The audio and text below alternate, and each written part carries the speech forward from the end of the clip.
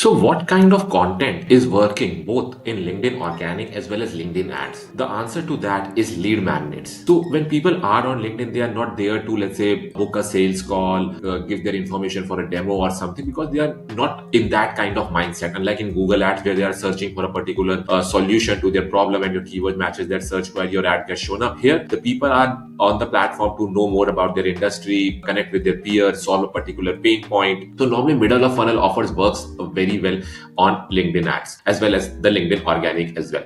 So try to create any kind of let's say checklist, guide, ebooks, white papers, even on-demand webinars where you are trying to solve a pain point for your prospects in return for their information, which could be their names, work emails, contact information, LinkedIn profiles. Once you convert these prospects, then you can put them into a nurturing sequence where you can directly reach out to them through LinkedIn organic, send a connection request. Hey, I see you downloaded my this lead magnet. How about we connect? You have a hook there. You can reach out to through email and then move them down the funnel and probably like book a sales call or demo, or even can put them into a remarketing campaign. So I would highly recommend to use lead magnets both from an organic perspective as well as from a LinkedIn ads perspective. Thanks so much.